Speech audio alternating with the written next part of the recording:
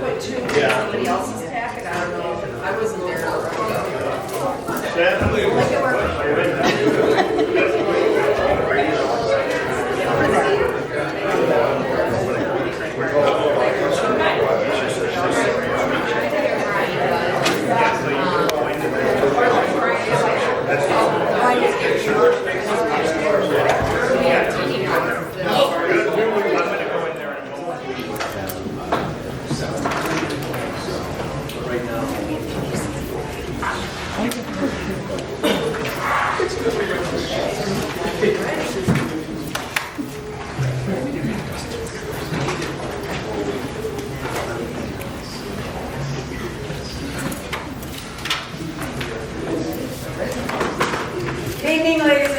Welcome to the Lansing Village Board meeting for March 18th, 2025. As you can see, I have some surprise special guests.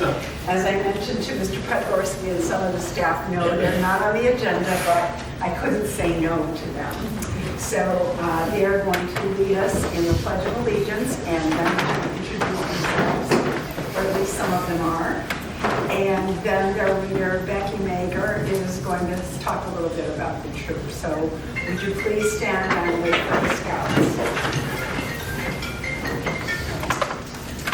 I pledge allegiance to the flag of the United States of America and to the republic for which it stands, one nation, under God, indivisible, with liberty and justice for all. Good job.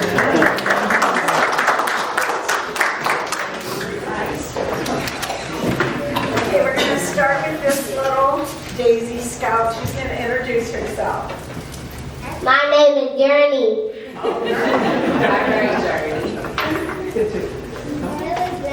My name is Dakota Rogers. She's like, well, that's not stupid. No. My name is Nyla.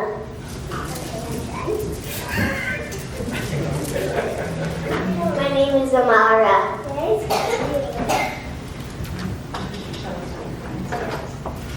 She is Kate.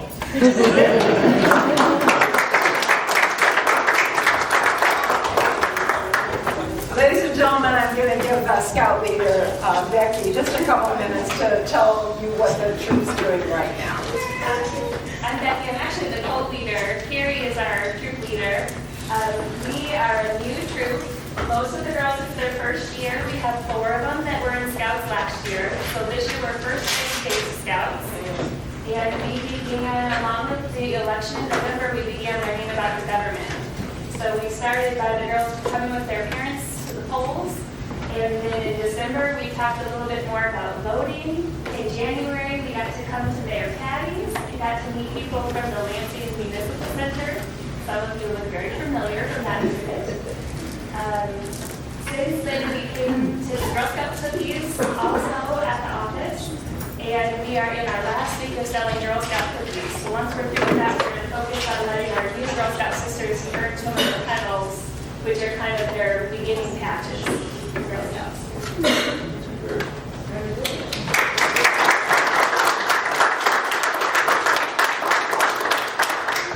Do the trustees have any questions for the Scouts or the leader, Becky? How long can we buy Girl Scout cookies? So, great that you asked that. We have 89 boxes left. I think officially sales go until the cookies expire. Our troop, we are down to just Thin Mints, Adventurefuls, which is a brownie and caramel cookie, and then S'mores, which is like it sounds, graham crackers with marshmallow and chocolate cream filling. So they sold 45 boxes at Municipal Center in the lobby in 90 minutes last Friday. That's great. So I'm sure if there's anyone in the audience that needs cookies, you can talk to Becky. Ladies, do you have anything that you want to say? Okay, Dakota, right? What would you like to say? I want to thank everyone who came to this. And I hope all of you guys have a great March and a great spring.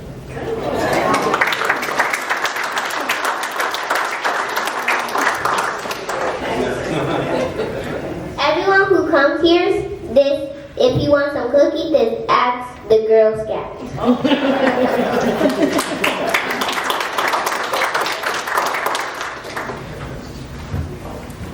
Make sure to clean up the environment.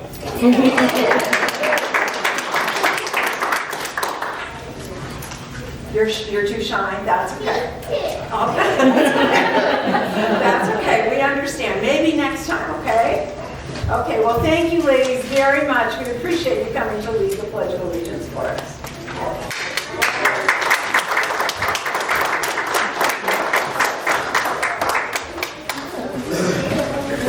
Thanks, guys.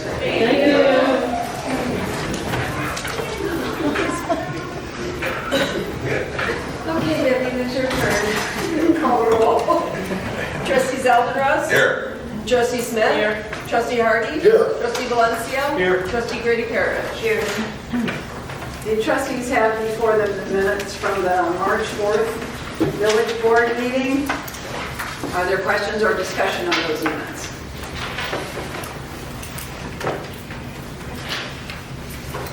I'll ask for a motion to approve. So moved. Second.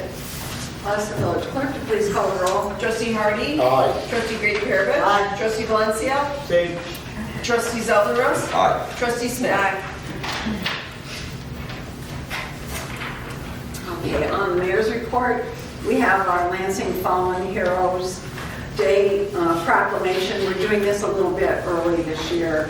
Our Fallen Heroes Day is celebrated annually on April 8th, but since we don't have a board meeting on April 1st because it's election day, we're doing the proclamation tonight. So, whereas Lansing Police Officer Kenneth Novak Jr. was killed in the line of duty in Lansing on April 8th, 1992. And whereas Lansing native United States Marine Lance Corporal Philip J. Martini was killed in action in Al-Anbar Province, Iraq on April 8th, 2006. And whereas these fallen heroes served in careers dedicated to the protection of their fellow Americans. And whereas these fallen heroes, in carrying out their responsibilities, paid the ultimate price in performing the duties of their job, resulting in death. And whereas these fallen heroes died in the line of duty, serving their country. And whereas we recognize the bravery and dedication of those who serve and protect in public safety professions throughout our village and our country. And whereas we also recognize the sacrifices of the additional heroes from Lansing who died serving their country in previous wars as recorded at the Lansing Veterans Memorial. And whereas the fallen heroes of Lansing will never be forgotten. Therefore, I, Patricia L. Eidam, Mayor of Lansing, Illinois, do hereby proclaim April 8th, 2025 as Lansing Fallen Heroes Memorial Day and call upon all citizens to recognize and remember the sacrifices of Officer Kenneth Novak Jr. and Lance Corporal Philip J. Martini and all those lost in the line of duty protecting the citizens of Lansing and of our country. Thank you very much, ladies and gentlemen.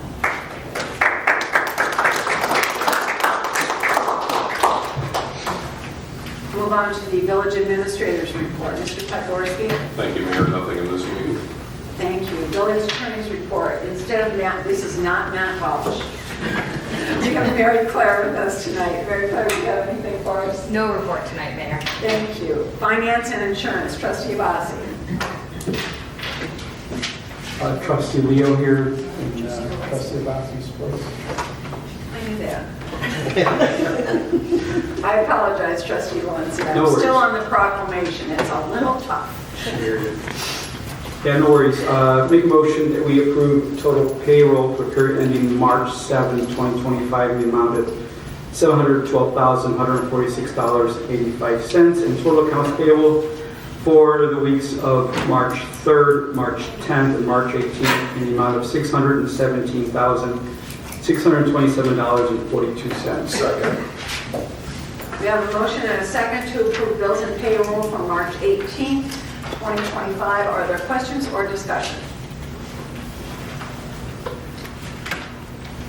Unless the village clerk, please call the roll. Trustee Valencia. Aye. Trustee Hardy. Aye. Trustee Grady-Perovich. Trustee Zeldenrust. Aye. Trustee Smith. Also like to make a motion that we approve resolution number 1473, authorizing and approving the execution of a lease buyout agreement by and between the village and Ricky Pierce, doing business as Rick's Barber at 17851 Torrance Avenue. Second. We have a motion and a second to approve Resolution 1473, authorizing and approving the execution of a lease buyout agreement by and between the village and Ricky Pierce, doing business as Rick's Barbershop at 17851 Torrance Avenue. Are there questions or discussion? Ask the village clerk to please call the roll. Trustee Valencia. Aye. Trustee Hardy. Aye. Trustee Grady-Perovich. Trustee Zeldenrust. Aye. Trustee Smith. Aye. Moving on to the monthly reports, just a few highlights here under the finance. Under operating performances, performance, village is on target for surplus again for the current fiscal year. That should be between $1 and $1.5 million, or about 3% of the municipal budget.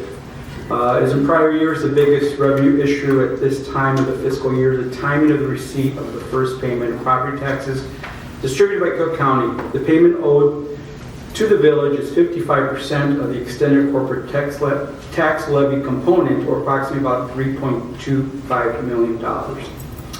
Under cash, the village water and sewer fund balance has increased slightly during the last few months by $500,000 to $3.6 million in a long-term cash reserve. This improvement is directly attributable to the permanent change in the village shut-off procedures.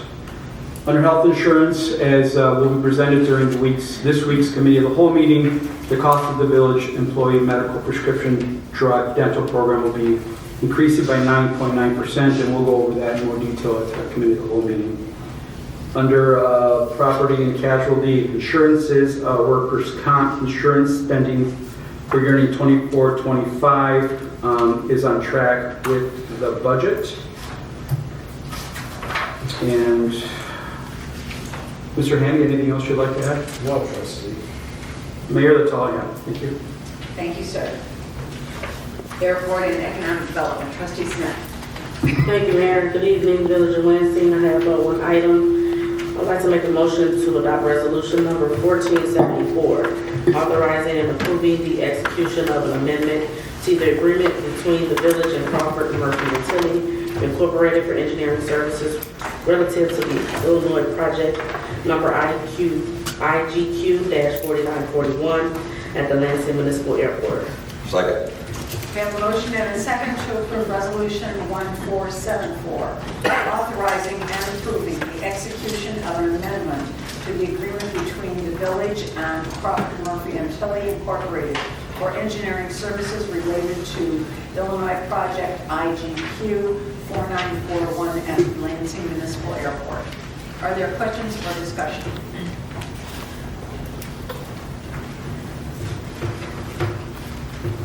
Ask the village clerk, please call the roll. Trustee Smith. Aye. Trustee Zeldenrust. Aye. Trustee Valencia. Aye. Trustee Hardy. Aye. Trustee Grady-Perovich. I'd like to move on to the monthly reports for February, starting with the airport. On April 4th, the airport support staff met with a facilities manager, the enterprise car rentals. They went over some changes, the personnel, and checked to see if there were any accommodations that were needed by the village. Mr. Stephen stated that he was happy at the Lansing location, that there were no issues at the time. So keeping that good form of communication. On February 13th, the airport support staff met with our airport engineers, Crawford, Murphy, and Tilly, to discuss the project number IGQ-5199 to replace the Quonset hut doors. Preparation for the final construction document is in progress. It will be submitted to the Department of Transportation, Division of Aeronautics. Thereafter, it will be submitted to the village to advertise for bids by the end of March. Maintenance issues. Steve from B&K Equipment Company responded to an alarm that was received on the fuel monitoring system. Jet A fuel probe has been repaired. It is now starting to read, the probe is reading again. The north gate was not working and was stuck in the open position on February 10th. Fence masters came out and was able to repair the north gate. On the 20th of February, our maintenance staff met with a guy from the Wildlife Control regarding geese infestations. He will send an analysis to Mr. Gorski and he will try to implement this dangerous problem. And then on the 25th, Mr. Gene Godlive repaired the electrical short of the beacon. He was also able to repair the lights at the FBO hangar. Also, he came back on Thursday to install new exit signs per the fire department's inspection report. Okay, moving on to our economic development updates. I'm going to be brief.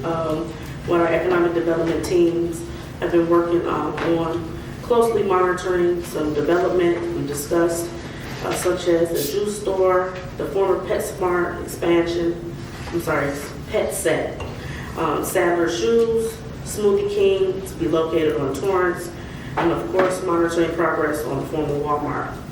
Working with Cook County on environmental issues along with our artists and engineers on retention and wetland delineation for future relocation of the Lansing cold storage business.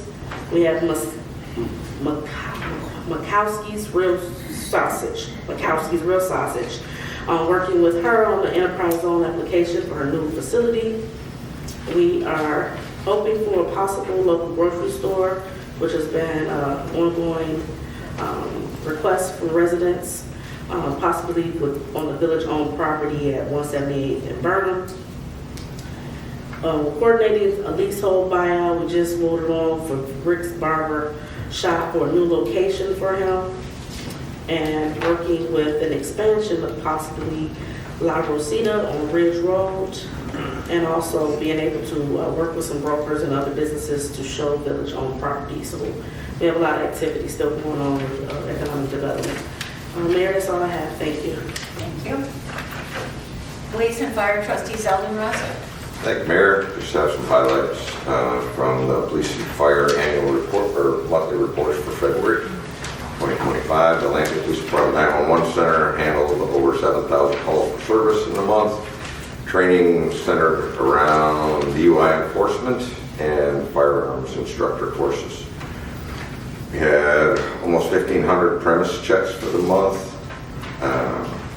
Quite active traffic enforcement, 633 traffic, state traffic offenses were issued, and there were $22,000 in administrative fees collected. Those are total fees.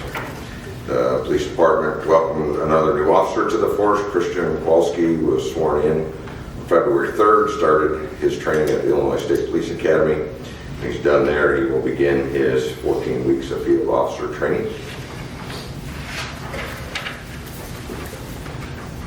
Finally, Lieutenant Winkler, Sergeant Pomelia, and Executive Assistant Tiffany Rosati attended the Officer Wellness and Suicide Prevention Seminar in Oak Brook Terrace. Studies have shown that police officers are more likely to die by suicide than in the line of duty. Statistically, officers report higher rates of depression, anxiety, and post-traumatic stress than the general population, but less than 1 in 5 seek help and support. This is also true with dispatchers and support personnel. We're committed to providing resources and support our people in every way possible, and this is an important one. For the police department, or the fire department, during February, our personnel continued to work on deploying hose lines for different scenarios. Most of our hose used for fire attack are pre-packaged to increase the speed and efficiency of deployment. Each vehicle has a set of higher rise packs, which are bundles designed to be brought up stairways and stretched to fires above the second and third floors of buildings. In addition to the studies that were done, crews worked both in the classroom and hands-on, and we're thankful for Buford Walker Senior Center for allowing us to visit and practice in their building. All the residents were extremely patient with our intrusion, and a few even offered to help repack the hoses. It was happening for an extra hand. Fire prevention education. The Fire Prevention Bureau successfully conducted 54 fire inspections across various properties, ensuring compliance with fire safety standards. Additionally, the Bureau completed Knox box installation and installed 12 smoke detectors to enhance fire safety in local residents.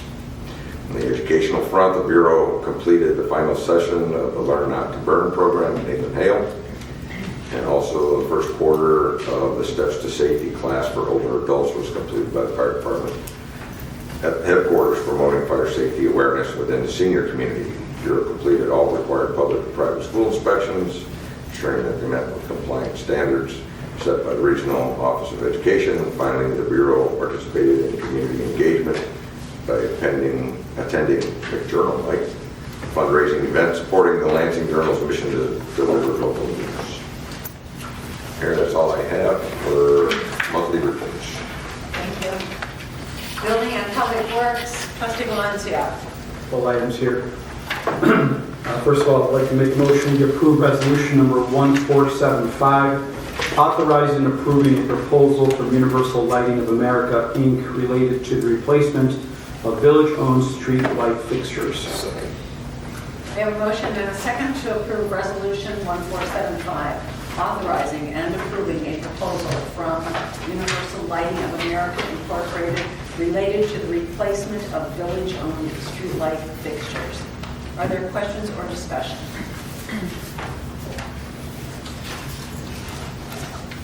I'll ask the village clerk to call the roll.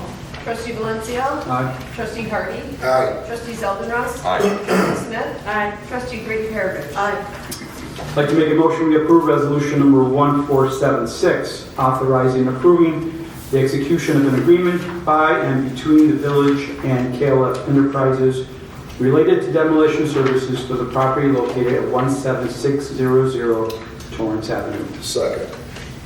We have a motion and a second to approve Resolution 1476, authorizing and approving the execution of an agreement by and between the village and KLF Enterprises related to demolition services for the property located at 17600 Torrance Avenue.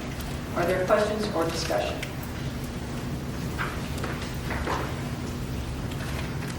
I'll ask the village clerk to please call the roll. Trustee Valencia. Aye. Trustee Hardy. Aye. Trustee Zeldenrust. Aye. Trustee Smith. Aye. Trustee Grady-Perovich. Aye. Moving on to monthly reports, Building Department. The Building Department issued 117 permits, reflecting over $5 million invested back into the community. Our inspectors have performed 257 home inspections and 139 rental inspections. Our code enforcement officers issued 184 violation notices. These notices do not reflect conversations with our residents either by phone or in person to resolve these issues and avoid notices being written. Handful of new business licenses, I'll highlight a couple. Lux Life Realty LLC is a real estate brokerage at 18221 Torrance Avenue. We have a barber shop license called Supreme Studios number 2 at 3609 Ridge Road. There's I think it's pronounced Bimab Healthcare Academy. It's a school on how to care for the elderly at 3678 Ridge Road. Mr. Z, anything else you want to add? Nothing else this evening, thank you. Thank you. Moving on to Public Works. The month of February was very exciting. Construction of the new Public Works facility has begun. With construction, Public Works employees have been rearranging the grounds to accommodate construction and day-to-day operations. A few Water Department employees took part in a 2-day training session in Naperville at Metropolitan Industries on the new SCADA, which stands for Supervisor Control and Data Acquisition System, that is being installed this spring at the pump house. Just some reminders that the Lansing Public Works chipper service is still running and on an as-needed basis. If you have branches during the winter months, December through March, please call the Public Works Department and we will add your address to the list for pickup. As of now, and through April 1st, your yard waste toter may be used as an additional garbage can. So after April 1st, you cannot use it as a garbage can any longer. We had 171 Julies and 15 water main repairs. Mayor, that is all I have for tonight. Thank you. Information Technology and LNN, Trustee Brady-Perovich. I have nothing on the agenda tonight except the monthly reports from the IT Department. The Technology Department has been continually working on finalizing the OpenGov platform. They continue to research new software to expedite the current board packet process.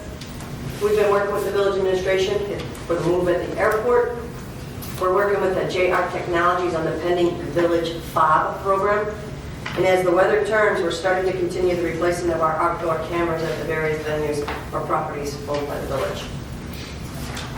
IT is, they did a snowstorm announcement that went over very well, where we got that information out on February 11th, quickly to our residents to try and get their cars off of the streets so that we can get them street plows through.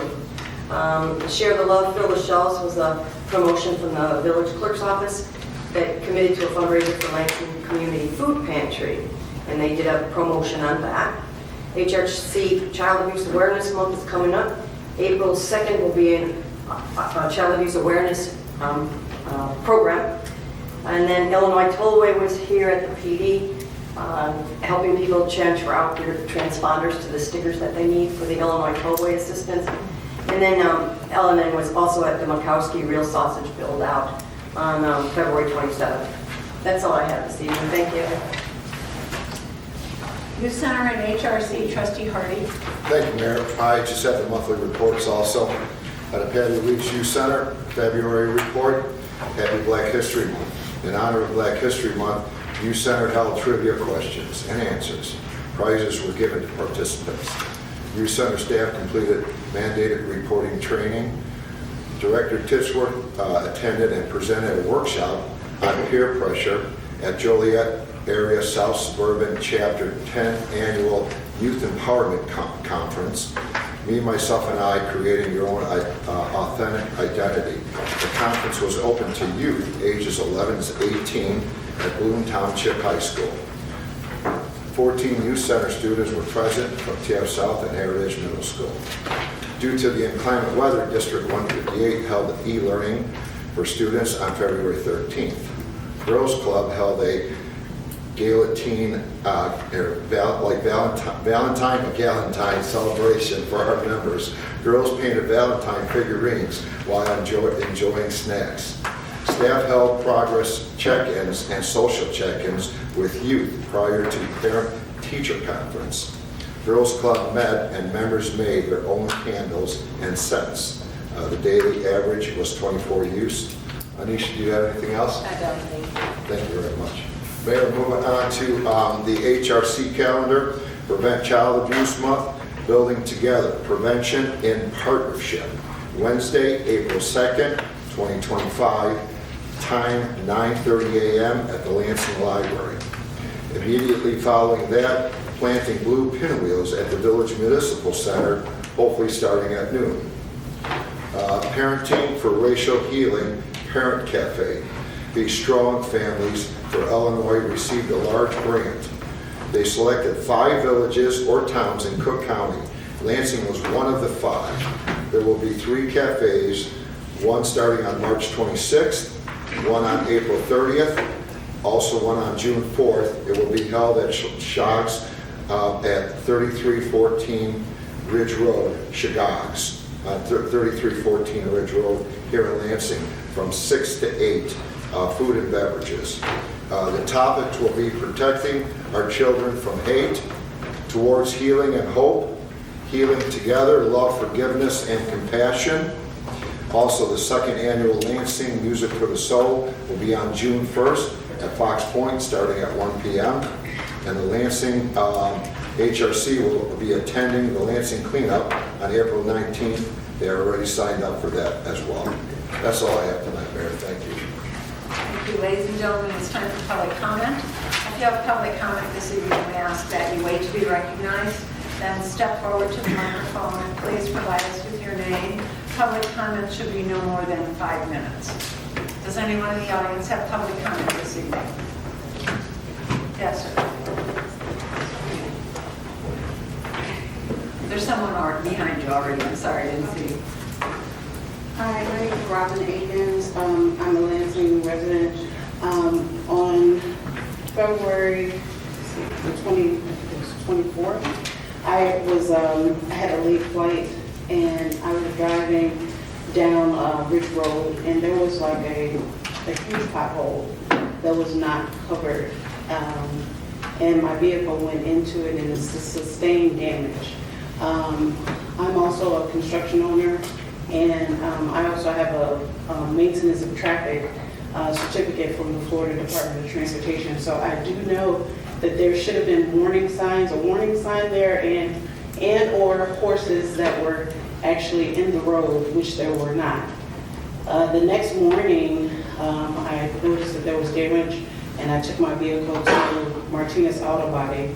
I filed a police report that evening, and when I called back, I talked to the lieutenant on duty that particular night, and the person who had answered the phone said that there was another call that had came in prior to mine, and my daughter actually had an Uber that same night, and her Uber car actually went into the pothole.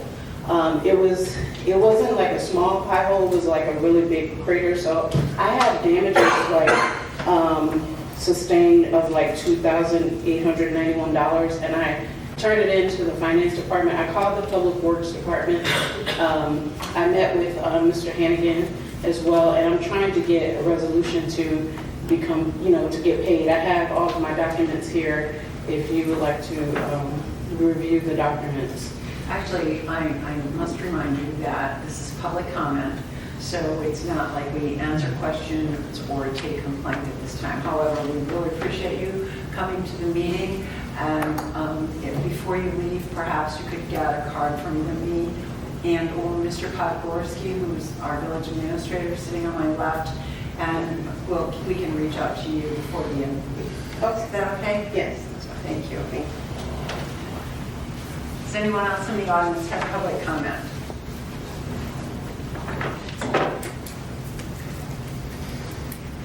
Ma'am, did you have something?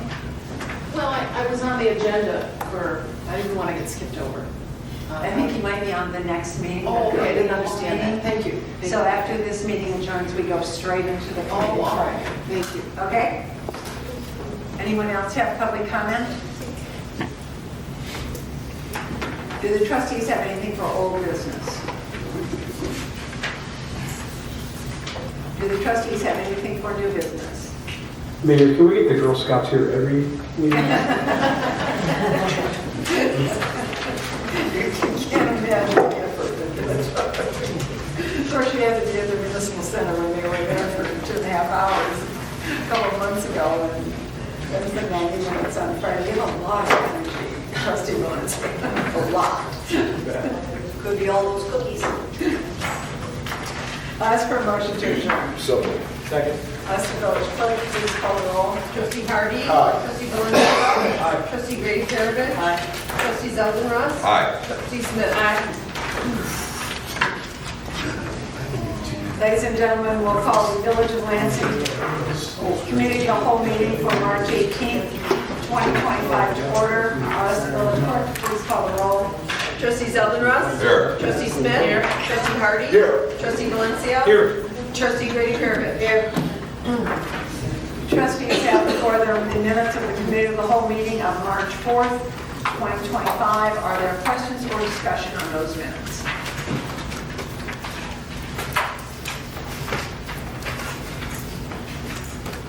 Ask for a motion to approve. so, Second.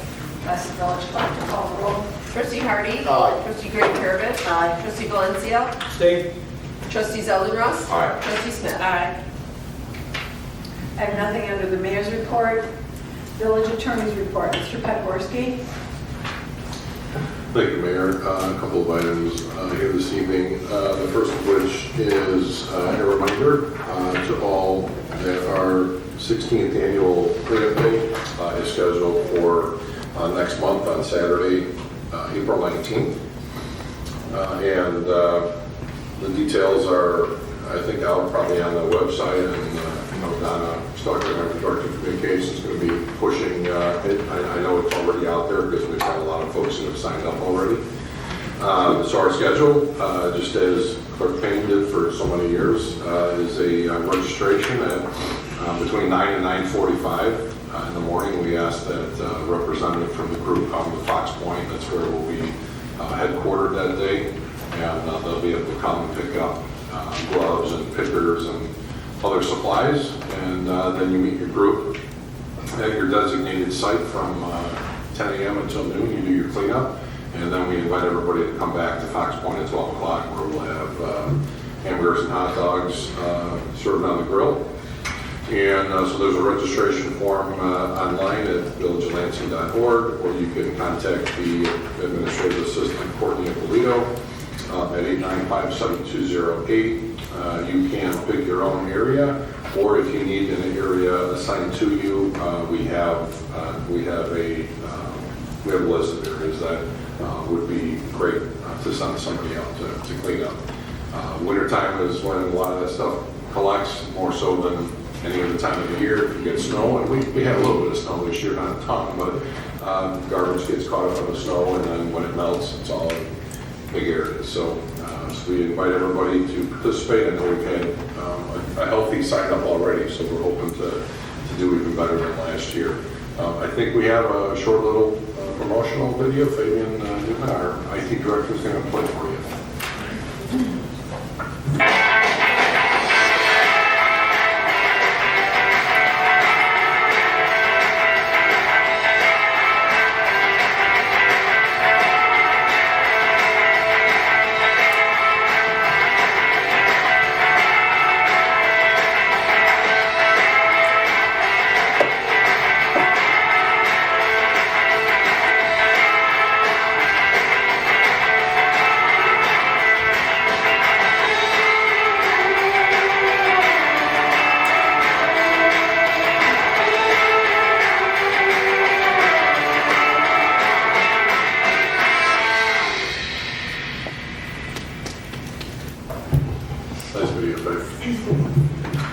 Okay, that was very exciting, and get you wrapped up together with the Girl Scouts. I think you better. Lifting meeting. I think you better wrangle that little Daisy Girl Scout that's concerned about the environment. I don't even think she realized how on target she was with that comment. So, yeah, so cleanup day is the 19th. It's a couple days before Earth Day. I know it's Easter weekend, but that's the weekend we always do it. We'll get you out by by lunchtime, and you can enjoy the holiday weekend. So, thanks for indulging. Fabian, thanks for the promotional video. Okay, next item tonight is a recommendation for the village to renew our contract with Cornerstone Government Affairs. We hired Cornerstone about a year ago to assist us in Springfield with putting together a bill that advanced the extension of the Ridge Road Tax Increment Finance District. That took us the better part of last year, but it was approved by both members of the House and the Senate and the General Assembly, and it was signed by the governor in December of last year. It's going to result in 12 additional years of increment in our downtown tax increment finance district, which is absolutely a game changer for us with all the projects we have going down there. New development that's coming, grants for sidewalks on the street that we did this past year, and keeping Fox Point looking as good as it always does. During the course of last year, we learned a lot about Cornerstone. We began working with them on other areas of interest. They will, besides the specific areas of interest like Ridge Road extension, they're really good at helping us present our capital wish list to our legislators. They inform our legislators of what we're looking for. They will make sure that grants that have been awarded in the past are funded. Because just because you get a grant doesn't mean you're going to get the money. The Assembly has to appropriate it. So they're great at follow-up there.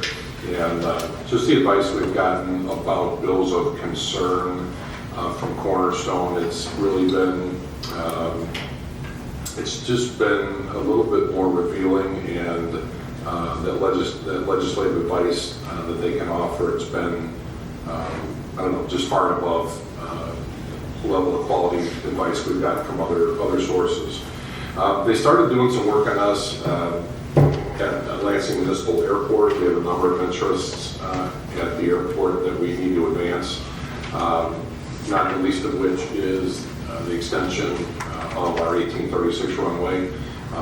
That's going to be a multi-year effort that's going to require a revised airport layout plan, and really lobbying not only the legislators but the Division of Aeronautics in Springfield and the FAA that this is a project that needs to go.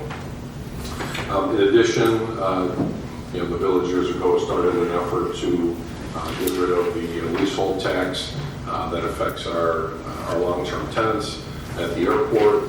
We have a workaround right now with concession agreements, but I know we would like to ultimately have that penalty that's not assessed at other airports removed, because it'll make it a lot easier for us to get long-term clients.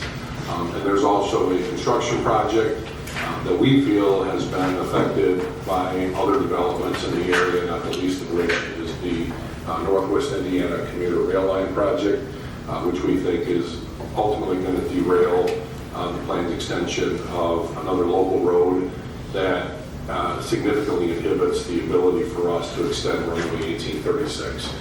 These are all issues that require some experience and some know-how in Springfield, and I think we would benefit, just as we benefited from the relationship this past year in getting Ridge Road TIF District extended. I really believe the experience and know-how that Will Cousineau in particular and Cornerstone offers, I believe it'll pay long-term dividends for us. So I would recommend that we re-up with Cornerstone for another year, and there's an amendment presented in your packet at the same rate, $6,000 a month that we paid last year. Dan, you said that we've been working on this for decades. Is there something particular that's kind of slowing us down? Which particular issue? When you said that we've been working on this for, I think you said decades. I'm sorry.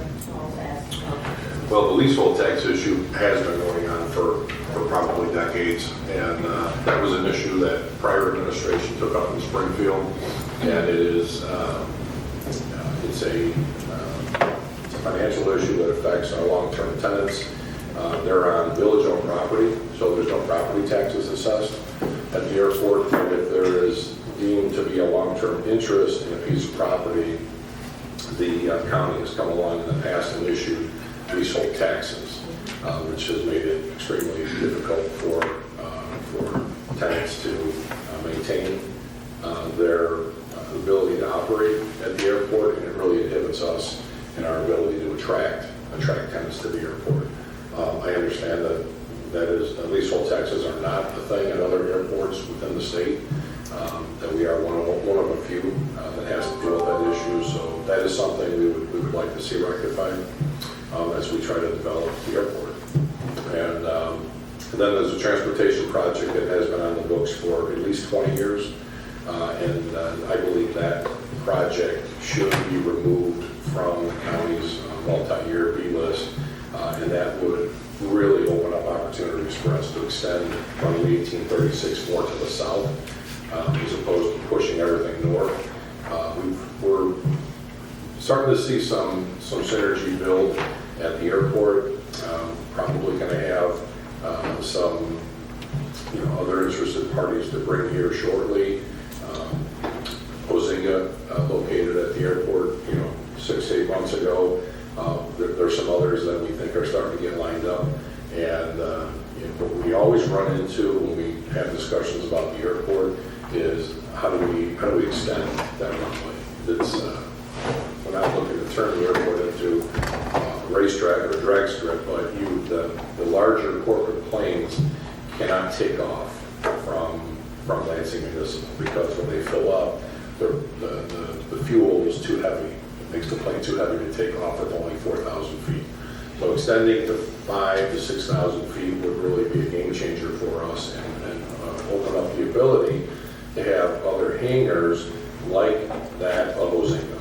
And that's ultimately the goal. If you imagine a dozen other hangars out there like Ozinga, you're going to have, first of all, the village would collect concession or leasehold, or rent. We call it a concession. And then, of course, that brings other jobs, employees to the village, results in people buying more gas at the airport, more people that would be up at Lenny Q's, more pilots and planes that need mechanic service, and it really will it would help to bring the airport to levels that it really hasn't seen before. So the extension of that runway is really critical to the long-term success of the airport. That, together with the conversion of the Ford hangar into what's going to become an indoor venue. So Cornerstone's been great. I spent the better part of a day with Will cruising out last year at the lobby day, and I'll be going to lobby day again this year. It's on April 2nd, and we waited for the opportunity to talk to some of the legislators. The House was in session last year on lobby day, which I don't think that's a best idea ever. You're coming down to talk to legislators, and they're busy on the floor conducting state business. And part of me thinks that they just stayed in session so they wouldn't have to talk to us anyway. But so I'm really in the hallways of the Capitol with our representative from Cornerstone, and we literally everybody that walked by knew who he was, and that alone doesn't mean a whole lot. But between that and the ability to present this bill and maneuver it through the House and the Senate, get the governor's signature this year, and it wasn't that easy. We did a lot of work too. Trust me. This board supported it. We had to get both the high school and the elementary school district and the other taxing bodies in support of it too. So last year was a lot of work on that original TIF, but we really couldn't have done it without Cornerstone. Probably the biggest contribution they made to the project was convincing the state to accept a letter of support from someone other than the supervisor at Thornton Township, because we needed a letter from all the other taxing bodies. We weren't going to get it from the supervisor because at the time the supervisor was dealing with a lot of other non-governmental issues, and we needed that letter. And Cornerstone made it happen. They had many conversations with people, and that's not something that happens. The letters of support for TIF extensions are a requirement. They're not a suggestion. So getting that through was no small feat. So they really proved it, in my opinion, in very short order their worth. And I think we'll benefit from a continued relationship with them. Thank you. Mr. Podgorski, you get a feel either from Cornerstone or from your contacts about what the status of the Joe extension is? Or, I know it's been languishing forever, but is that going in a dead file somewhere where it won't be an issue for us? Well, I think that's where it's been. And I think that the Northwest Indiana commuter rail line extension, I believe it probably makes that extension a moot point. I don't think it's not going to go through. If you need a grade separation, you need to go either over or under the rail line. That's not going to happen. I don't believe at that location. And that project has been on the books since the early 2000s, but it's not as easy as us saying, to the county, there's a lot of players that need to be involved, and I trust that Cornerstone's going to help us navigate that, because the ability to extend 1836 to the south right now is hindered drastically by that proposed project.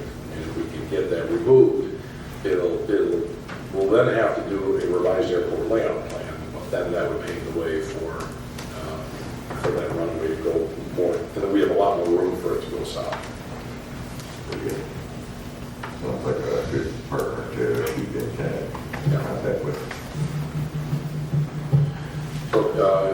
board's okay with it, we'll get this on for a future meeting, Trustee Smith. Yeah, they're lobbying the county and the city, can they appropriate more dollars? Can they seek funding for us and other avenues, not specifically the airport, but? Absolutely. We submit our list of capital projects to mayors and managers as the council of government for us, but Cornerstone also gets that list, and when they talk to our legislators, they advance those interests as well. Yep.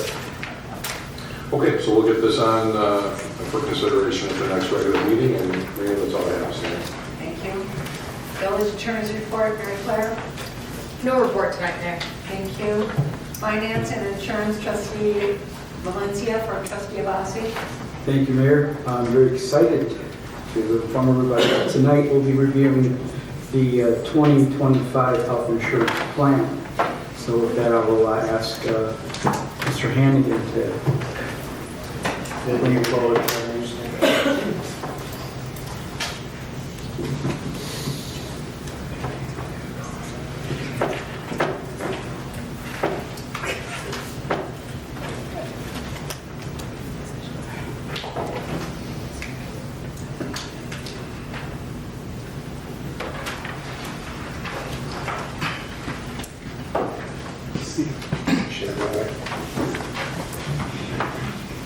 Mayor Eidam, Clerk Payne, Administrator Podgorski, Attorney Tui, and trustees. First of all, I'd like to introduce Muskan Raymond from Hub International. A couple people I'd like to thank before we get into some introductory comments. Muskan has been part of the Hub International team, headed by Tony Buscemi. Tony is out of town this week, so Muskan kindly set some of her time aside for tonight's presentation. We also have Donna Suida, Charlene Nash, and then on our team, Dan, myself, Lori Nyland, and Dolores White. So it's we're a little behind from where we were a year ago, but I think you're going to see on the presentation, and again, I'm not going to steal most of what Muskan is going to tell us as a group, but our costs are going to go up about 9.9%. As the board knows, this is the single biggest component outside of salaries in our village budget. Our costs have gone up from about $5 million just 2 years ago. It's going up about 10% a year. So every year we have tried to look at things to cut back on those costs, but inherently, as the board knows, as everyone knows, medical costs are going up for everybody. So just to give the board a quick sense of that, though, that $5 million number, the proposed cost for next year's fiscal year is going to be close to $6.7 million. So it gives you an idea of how much it's gone up just in the last 3 years. So with that, I think I'll turn it over to Muskan. One other last thing I'd like the board to remember. As a reminder, this is a self-insurance program. So you either can, when you put in a medical program, you can either call it a fully insured program or a self-insurance program. Again, Muskan will go through a chart that goes back, as the board remembers, back when the village adopted a self-insurance program. It's clearly been a very good decision to do that, to the tune of between $2 and $2.5 million. We have had a bad year this last year, but again, self-insurance has really been the correct decision. It's still the way to go going forward, I believe, because you get, again, our medical insurance is based on an actual claim, so there's no free lunch when it comes to insurance. If you have claims, you pay for them. So with that, Muskan, I think I'll have you kind of go through our presentation. All right, thank you, Brian. Before I get into it, I want to make sure you guys can see my screen and can hear me. Yep, we're all good. We can hear you, Muskan. All right. Thanks for the introduction, Brian. As you mentioned, my name is Muskan. I'm an account manager at Hub International, and we work with the village on their renewal and benefits projection every year. So today we're going to go over a high-level overview of what your renewal benefit projections are looking for this upcoming plan year.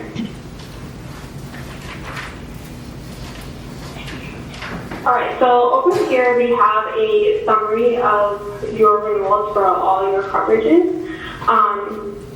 We start with your medical, which initially came in at an 11.3% increase, but HUB was able to negotiate that down to the 9.9% increase. So as Brian mentioned, the village is self-funded, so that allows us to negotiate a lot of the admin fees that are with Blue Cross Blue Shield, which is where it really allows us to bring that 11.3 down to the 9.9%. The rest of the increase is mainly being driven by the higher than expected claims that we are seeing this year. For your dental, HUB was able to negotiate a 3.2% with a 2-year rate guarantee and a 3rd-year rate cap of 3%. So that is for your ASO fee. With your ASO and claims combined, the revised negotiated renewal for dental is at a 1.5% increase. The rest of the coverages listed out, there are no changes to them for the upcoming plan year. If you guys have any questions about any of those coverages, we can definitely discuss towards the end, but you should expect everything to be the same.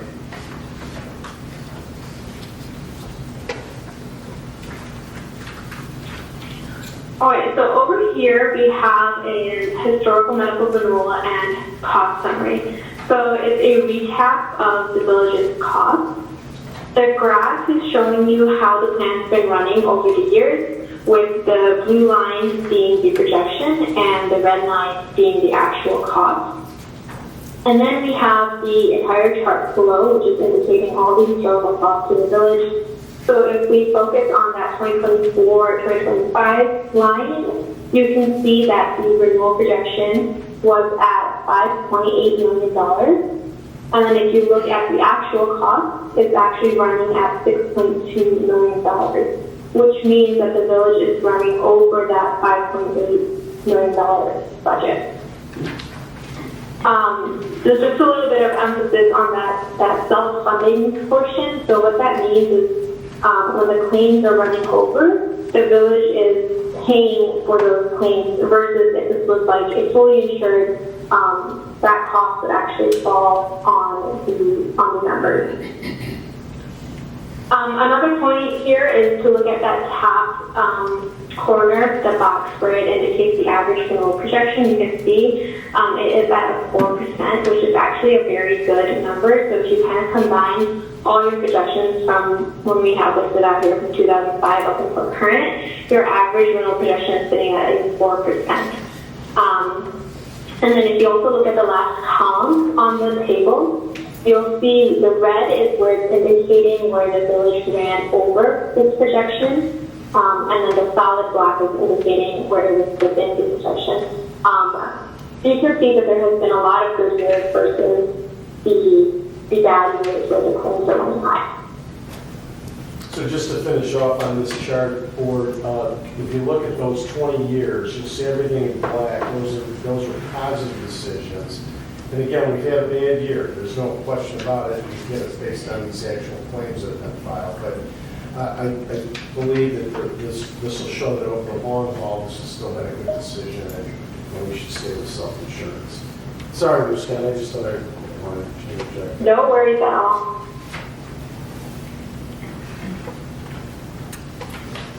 All right, we have a few updates from Blue Cross. So there is a provider named Advocate that is terminating out of the HMOI plan that Village of Lansing has in effect right now. So that provider Advocate is terming out of that HMOI plan effective 7/1/2025. The village does have 7 members that are going to be impacted by this change. So what we did is offer a Blue Advantage HMO plan, which would allow the 7 members to select the Blue Advantage HMO plan, and they would not lose their Advocate provider. So for this upcoming renewal, what we'll see is that you will be offered the HMO Illinois plan and a Blue Advantage HMO plan to accommodate essentially for the 7 members that would be impacted by losing that advocate provider in the HMOI network. So either all members or only the members being affected will have the option to either choose another medical group within the HMOI network or move to the Blue Advantage HMO network. We have sent over a disruption report to the village. Either the ones that are being affected have already been contacted, or if you think you're going to be affected, then you can contact Lori or Dolores and they'll help you out.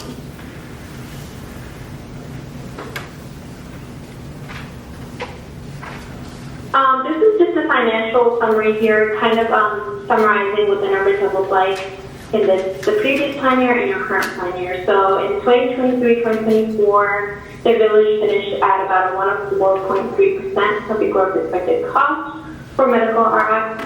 There were 50 claimants that were above 25,000, which accounted for 63.4% of the total case claims. So that was for 2023 and 2024. At 2024 and 2025, through January, the plan is running at a 106.6% of gross expected cost, and there are 39 large claimants that are above 25,000 through January, which is accounting for 55% of the total medical claims, which puts us right at that 9.9% increase, or the $603,000 increase that we're looking at. The plan is running high. It continues to be running high from that 2023-2024 plan year into the current plan year.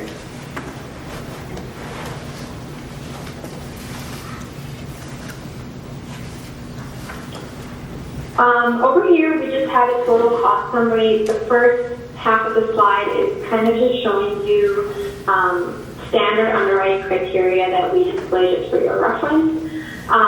The bottom half there is showing you the current budget and then the projected budget, which puts the village at that 9.9% increase for the $603,000 increase.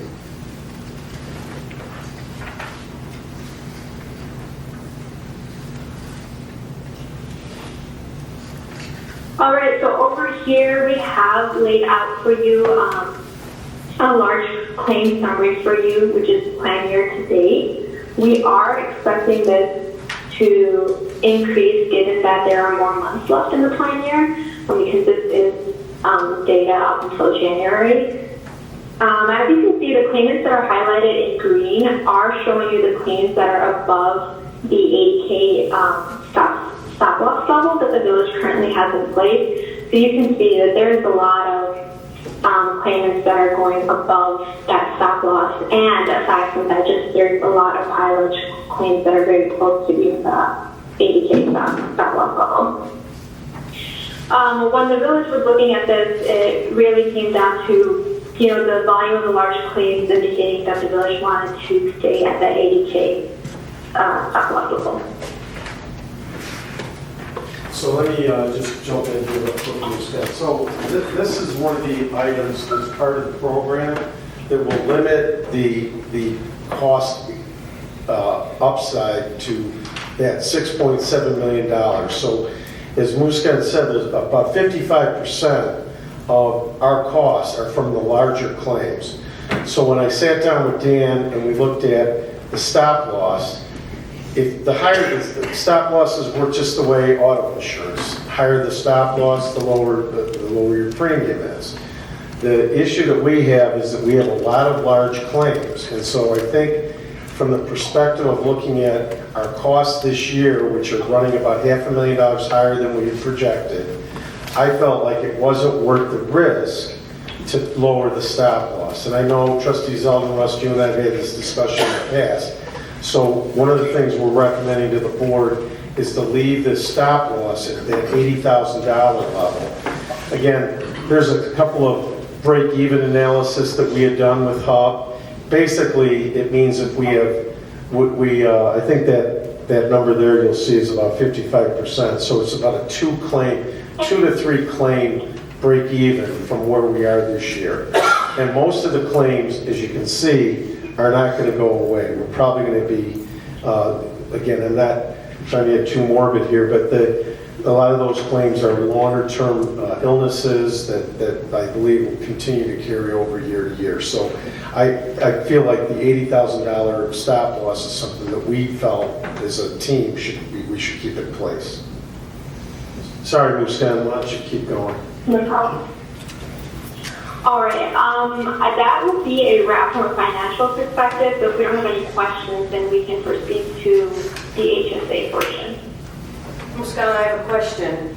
HMO of Illinois has done this in the past where they've excluded hospital groups. Do you see this as a for sure because they've changed their mind in the past? I mean, we got to deal with South Suburban and Christ and Hope Children's Hospital that our employees are insured can't go to. I'm sorry, I didn't hear you fully, but if I understood the portions that I got, we've been talking with Blue Cross to make sure that the advocate provider is as accessible as possible. Like if it turns from the Blue Advantage HMO, we can't determine that yet, and Blue Cross does not give us an answer about that as well. But we are staying on top of the Blue Cross as much as possible to make sure that that provider isn't completely gone from your accessibility. If they renegotiate that, is that something that comes back into play? Yes, if they were to renegotiate or recontract it, then that would apply to the plan. Thank you.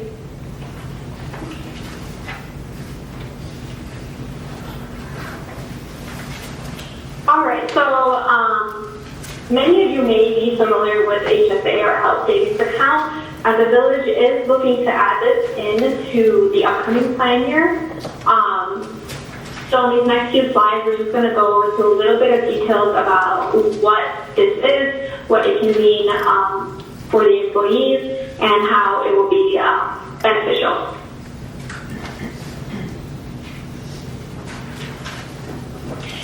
So the HSA, essentially what it is a high deductible health plan, which is combined with a health savings account, which is completely member managed. So in order for you to have an HSA account, your employer has to offer you a high deductible health plan. They work together.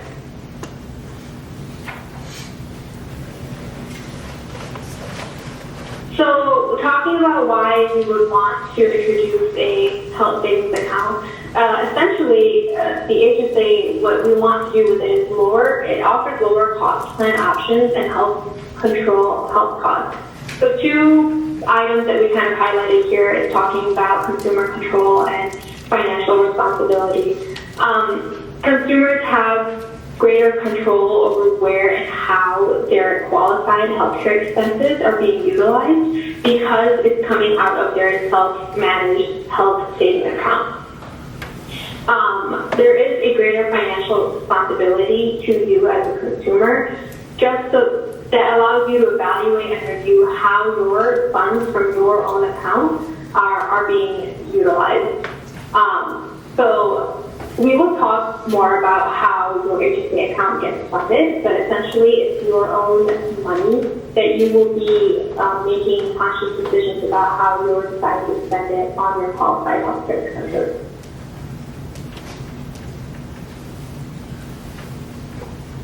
What's the key differences from a traditional health plan and having an HSA? One thing to keep in mind is the deductible and out-of-pocket maximum for these HSA plans are actually defined by the IRS. So a lot of regulation does come from the IRS itself.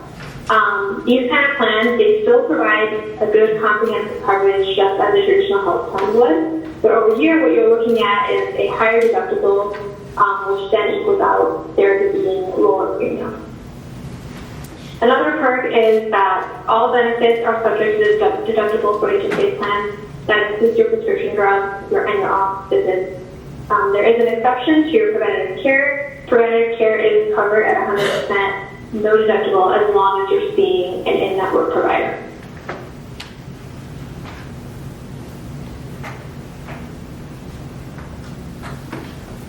Just some quick highlights about the benefits of having a high deductible health plan connected with an HSA. It's a comprehensive coverage like we've talked about, and there's a tax advantage with the health savings account, which we'll go a little bit more in detail about in the next slide.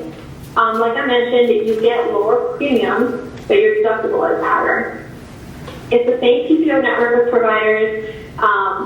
You can see any doctor or specialist that you like. There's no referrals required. For example, if you're enrolled in HMO, you need a referral to go to see a specialist, or in this case, you wouldn't.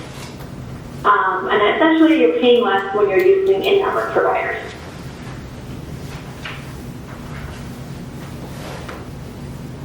So the advantages of having an HSA, and these are just a few that we've listed out, but there are plenty of advantages for having an HSA. There is a triple tax advantage, so when you have your HSA account, you can elect to do pre-tax contributions. So there's money that's being deducted from your paycheck before income tax is calculated, so you are receiving a bigger portion of your paycheck that could be going into an HSA bank.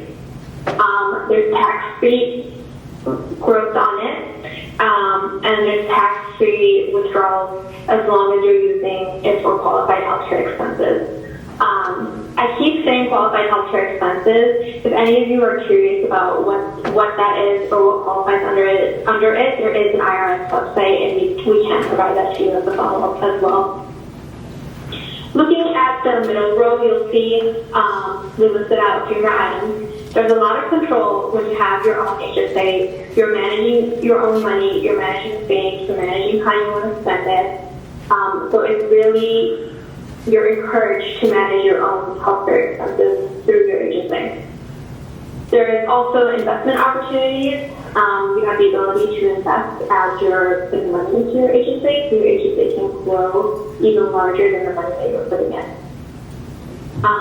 A lot of savings potential, your account grows over time, and as you continue to roll over on these dollars from year to year, your account can build up. So there is no use it or lose it rule in this case. You're also allowed portability, so your HSA account is yours for life. So your HSA account is not connected to your employer. If you were to lose that account, goes with you.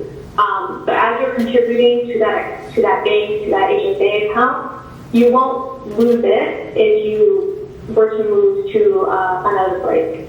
But that HSA account is yours. There's portability with that. HSA balances after the age of 65, you can take withdrawals of your HSA for non-medical expenses, penalty-free after the age of 65.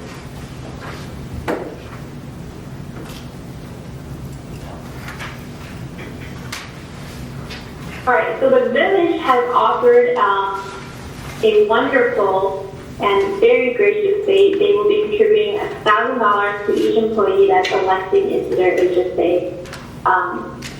They will be directly funded into their account. The village will also match a dollar for dollar of employee contributions up to $1,000. So you have the potential to start your HSA account off at $3,000. On the bottom there, we just have some IRS HSA contribution limits. We kind of just keep a note of this changes every year. We will update and inform the village of this every year. The salt only is at $4,300 for 2025, and the family is at $550.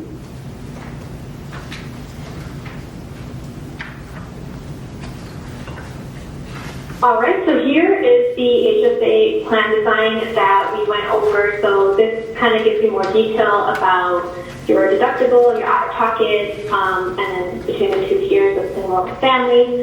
And then it will kind of show you your office visit costs and your emergency room and prescription. So that's laid out there for your reference. What the plan design is looking like for village.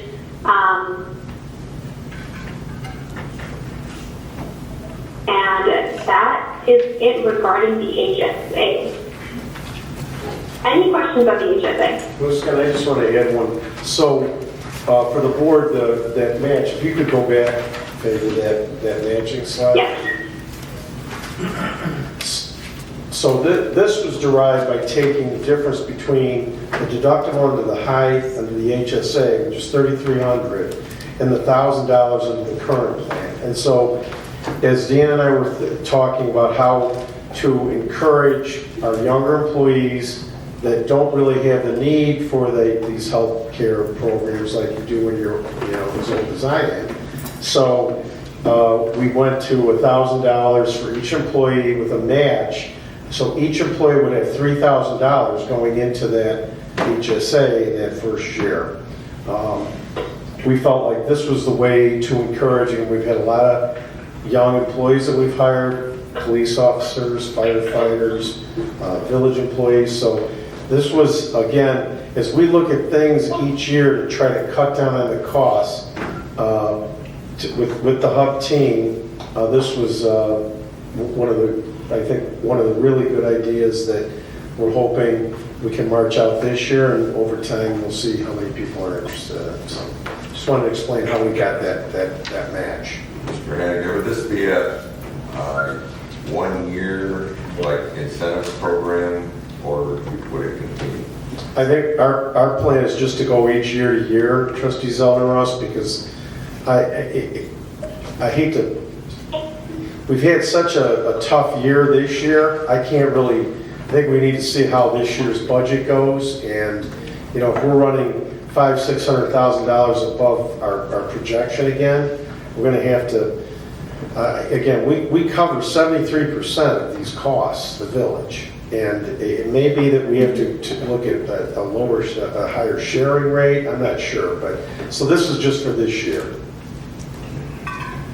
And just to be clear for all of us, how would that HSA, that money paid by an employee or it comes out of their check prior to tax, that you're goes into this plan, the savings plan, how does that benefit the village cost? Well, so the HSA is going to, it takes our premium equivalent down slightly, but I think as we look at the use of the plan and we're motivating people that are not using the plan, the HSA will be its own, it's a separate program. It's a separate medical program. So again, I don't know how else to put it. I mean, we've increased our cost by, as I said earlier, from $5 million to close to $7 million. So this is just another idea. As the board knows, we've looked at deductibles. We've looked at the sharing arrangement between the village and retirees between the ages of 50 and 65. We're just frankly running out of options. And if these costs keep going up, again, I'm giving you very much a very preliminary view. That 73% split is probably going to have to go to 70. Which, by the way, is what the market is. If you go to private plans, I did my own research, and the 70%, 70 to 75% rate is really where private industry is going. So, I think, Brian, if I could just jump in too, and Muskan, don't hesitate to jump in. I think also to answer Trustee Zeldenrust's question, how would this save the village money? I think it's the key point is that you hope to turn the users of the plan into better consumers, because these contributions, what builds in your health savings account can stay with you. So you're encouraged more to manage your own expenses rather than just, I need an MRI, I need x-rays, I need something that I need to go seek, rather than just going to the first provider that's mentioned. You're really encouraged to seek a provider that offers a cheaper rate, because the less that you're spending out of pocket, the more you're keeping in your HSA, and you're taking advantage of the triple tax savings that Muskan was talking about, that grows tax free, and you get to keep it stays with you. So I think that the whole key is to turn the users of the plan into better consumers. Muskan, you feel free to elaborate. Yeah, also to add, just like an example, because one big cost and one big variation is like, if a member has to go to an emergency room or an urgent care, if the costs are usually fixed, a lot of people tend to lean towards an ER care before they even try an urgent care. Versus when you know you have your money in your bank that you've been building on and working on and putting money aside for these purposes, for medical expenses, a member will most likely make a smarter choice to go to urgent care because it's utilizing its own financial buildup that it did for medical purposes. On that same line, Wisconsin, if they deplete that HSA savings account, how does it kick back into the main account? I'm sorry, can you say that one more time? If the employee ends up exceeding that HSA account for that particular year, do they kick back into the regular Blue Cross and Blue Shield that we have? Are you saying if you deposit money or there's money that's going into the HSA account, then it can only be utilized for qualified health expenses? You can't take it out for another reason. No, I understand that completely. Yeah, they would not go into our plan. The HSA, the HSA is a separate plan. Okay. But Yes, the HSA is a separate plan. So it's a high deductible health plan, which I just pulled up right now on my screen. This is a separate plan over here than the other plan that you've been looking at previously at the village. So this will be an additional plan. Yeah, it doesn't spill. I think I understand your question, Trustee Grady-Perovich, but it's pretty easy to go through $3,000 in health care. That's why I'm saying we may have employees that exceed what they've put into that account, what we've matched, what we added to it initially. That's my concern. no, and that's It'd be the same issue now. You would think it should be more out of pocket until you got to your out of pocket max, and that's when the plan starts to kick in at 100%. Okay. But it's the same, even though this is a separate plan, Wisconsin, please confirm, it's the same network of providers and the same discounts. We're not, even though it's a separate plan, you're going to still have access to the same providers and discounts that the Blue Cross plan, that the main one offers. Okay, that makes sense. Yes, this follows that same network. As long as they stay in network. Okay, and then network, when you talk about that, are you only talking about the healthcare practitioners? Or are you talking about the hospitals and the Alverno labs and the freestanding MRIs? There should be no changes to the network in terms of your traditional PPO. It will be the same. Okay, and then I had one more, sorry.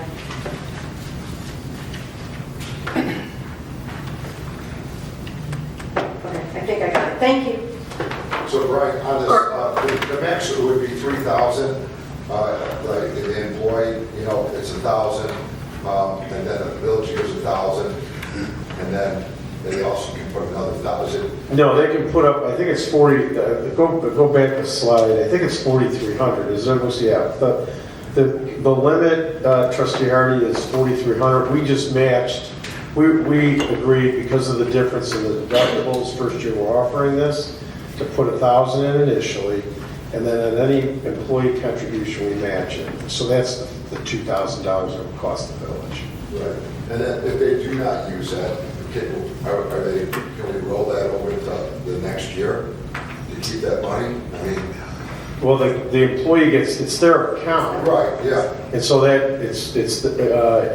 are you asking? Yeah, so I guess it would roll, because they manage their own account. Correct. Right, yeah, okay. Correct. So the account rolls over to the next, whatever their balance is, as Muskan said, they become better consumers, they spend less, that balance rolls over to the new year, the new plan year, which would be fiscal year of 27. Can you please clarify, rolling over, if you have access, it adds up to, say, 2026, another 4,300 adds up to whatever you had? Because there's an expiration. Right. If you don't use it, you lose it. This is not the case? This is not the You case. keep building and building. This is not like an FSA. Okay. You're referring to an FSA, which is if you don't use it, you lose it, and you have until, I think it's March 31st each year. You have to turn in your medical expenses. If you don't use those, you lose them. That's not what this is. Each individual employee that elects this coverage would have their own account. And I think in point of fact, Moose County, I think this is a program that Hub International has for its employees, correct? Yes, it's a very popular plan that a lot of new employees and younger folks try to enroll in. It's encouraged to keep up with a lot of the trends like nowadays to have these HSA plans. Brian, on this HSA plan, if the employer doesn't use it, and there's, $4,300 in there, is there also, can they get interest on this money too? Yes, no, as Moose said earlier, Trustee Hardy, you can invest in it. In fact, we've looked at the providers. I think we've got it down to 2. We'll decide that afterwards. And then the employee can change where they bank this. And as Moose said, it's portable.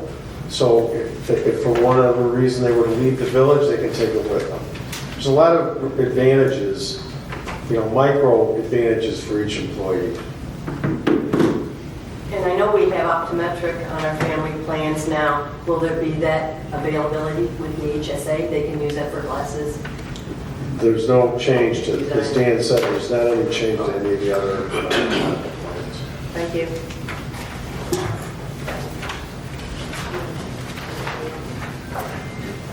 All right, if there are any other questions, Mr. Hanigan, thank you very much. Muskan, thank you very much. Thank you. Thank you all. Bye, Muscat. Thank you, Scott. All right, bye guys. So if there are any other questions, we can add this to the next meeting in April.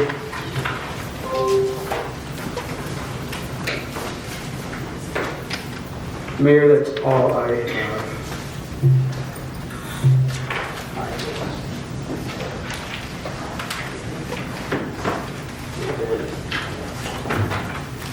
Your report of economic development, Trustee Smith. No, I haven't. Thank you, Mayor. Police and Fire, Trustee Zeldenrust.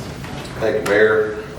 Police Department would like to make a presentation on our indoor fire range repair proposal. Deputy Chief Mike Hynek, floor is yours. Mine's definitely not as exciting as insurance. There are a couple of photos that Mr. Newman's going to post. Board, as some of you know, we do have we call it an indoor firing range located behind the police department here. It's the firing line is indoors, but the business end sits outside. The firing range was constructed in the mid-90s. With it being outside, it is subject to the weather.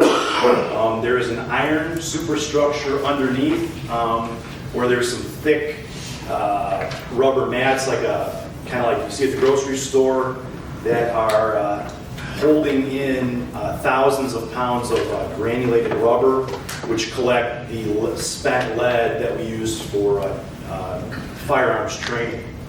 So what's happening is that the superstructure is starting to rust a little bit. There is a tarp to keep the weather off, but as you know, the snow, the freezing, the rain does have an effect on it. It's kind of hard to see, but you see it's bulging out now, and we've suffered some blowouts in the last year. Over the last 10 or 15 years, we have patched it here and there, but it's come time to take it apart and evaluate the superstructure and have a company come out and fabricate some new things to hopefully give us another at least 30, 40 plus years of lifespan. And we're exploring entering into an annual or biannual maintenance contract with them. I'm asking that the village consider entering into a contract with Best Technology System out of Plainfield, Illinois. The owner is very familiar with our firing range. He has done some repair work and maintenance work for us in the past. Before starting his own company, he was part of the company that installed the range back in, I believe it was 94, 95. And as part of this, we're fabricating a new tarp, which you can't see in this photo. They're going to be able to reuse some of the rubber granules on there and basically replace any of the metal superstructure that is causing these blowouts and bulging. And then there's on top of the metal, there's some other rubber protective coatings that they're going to fix as well. So if anybody has any questions, like I said, it's not that exciting, but it's something that's been plaguing us the last year or two. It's really limiting our use of the range to the furthest north end of this this picture here. I have two questions, Sure. Deputy Chief. Is the 5-year contract for maintenance, is it extendable? It will be extendable. We can, Mr. Chin, the owner of BTS, at the end of 5 years, we'll reevaluate to get a new price. And does anybody but LPD use that range? We are the only ones that are using our range. Thank you. Told you, real exciting, right? So the question always comes to money, right? So was this something that we had put in our annual budget, or did we get a grant possibly, or does it qualify for TIF funds? did. How we have to pay for it? Sorry to interrupt you. We did budget for it in the current budget cycle.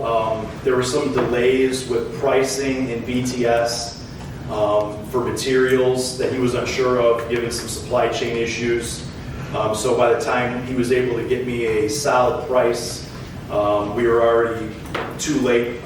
If we signed the contract today, at the earliest, we were looking at 8 to 12 weeks out.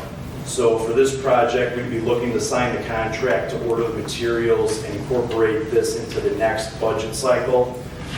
Some of it will be eligible for TIF funding, and some of the other aspects of this contract will need to come from other revenue sources, whether it be the general fund for the police department or perhaps an asset forfeiture. The answer to that, Jerry, is always it comes down to the structural components. So in working with Mike on this, I think we're just going to break out the component that is all structural repairs as he kind of went through it, and that would qualify for the Maurice Road TIF. So it's going to be a combination of looking at the best sweet spot for each of the funds. Most likely the bills will be paid out of the next budget year. It will be. We had budgeted for it. I think our estimate, as Mike said, was lower, but this will be in next year's fiscal year budget. Do the trustees have any other questions for Deputy Chief? I know we use our range. We restrict who gets to be in there, so we maintain it and make sure it's not abused.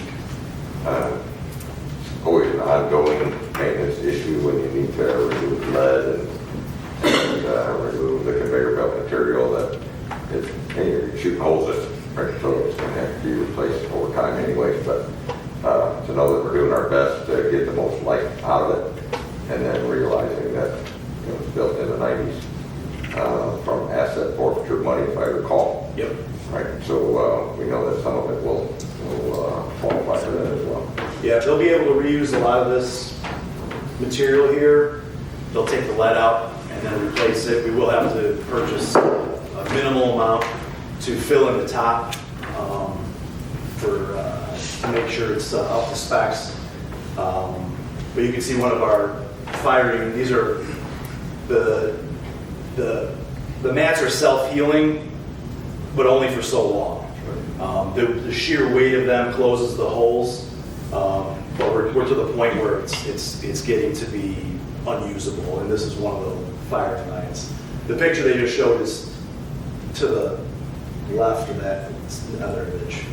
And I think the other thing, to Mike's credit, I think he's going to get a better maintenance contract. I think it's fair to say that the maintenance could have been, we experienced some of this with former Deputy Chief Roberts, so it wasn't anyone's fault. I just don't think we were doing it as regular as Mike is paying to deal with it than new improved range. So I think that's a fair statement. Yeah, a more aggressive maintenance program than we've had in the past. I think will definitely extend the life of this. There are some other options for a reclining granular trap as opposed to a vertical one like this, but it's going to cost us a lot of real estate when you're talking the furthest away firing lines. This will allow us to maximize our space, and we're not using the range as much as a shooting range, private shooting range is, so we're able to kind of control what lanes are used, who uses it, how many rounds, and keep a better track of it. And I think engaging with BTS for our maintenance program. BTS maintains 8 ranges for the city of Chicago, all the ranges for the Cook County Sheriff's Police, the United States Capitol Police, the Pentagon Police, and a few other big agencies throughout the country. So it's not like they're a fly-by-night company, and they're based in Plainfield, so very close. Very good. I'll give us confidence going forward that this has already been addressed and actually plugged into our current year budget, so we know the need is there. It was worth the money that was being talked about, and it's good to hear that we have a plan for financing it. So if there's no other questions. Just one. Go ahead. Duct tape? Is that what's holding some of that? It's holding the sign saying, don't shoot here. Okay, thank you. Wow. Thank you. Yeah, if there's no other questions, going once, going twice. Ask if we can put this on the agenda for our meeting. Mayor, that's all I have for tonight. Thanks, Deputy Chief.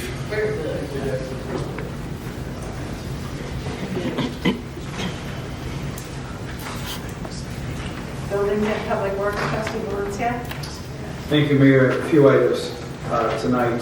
First, I'll guess more to come on up and kind of introduce, kind of give us an overview of this special use request permit for electronic billboard sign. And then afterwards, introduce the folks from Visual Media who like come up and kind of give us another idea of what's going on here. So, all right, thank you. Well, thank you, and I appreciate the opportunity. Before you this evening is a special use request as well as a consideration for a billboard. The property is at 1853 Bernice Road. The billboard will be situated that near the interstate as needed. The nature of a billboard is for advertisement, obviously for actions that are not conducted on the property. Therefore, it's classified as an off-premise sign. Per section 56408 of the zoning ordinance, off-premise signs are strictly prohibited except for those that are located with 300 feet of the I-94 right-of-way, which therefore results in billboards. So first we have the consideration, unless those are approved by the village board. With this billboard, it also would like to be electronic. We've been seeing this becoming very popular for this kind of movement. The village had approved an electronic one back in, I believe it was in 2019, on the south side of the interstate east of Torrance Avenue. It'll be very similar in that nature. The height is approximately over 80 feet. It's a typical billboard sign, large, 1,200 square feet. They do require IDOT approval and permit process. This applicant has received that, so we would want to condition anything on making sure that all compliance is with IDOT, but they've already gone through that process.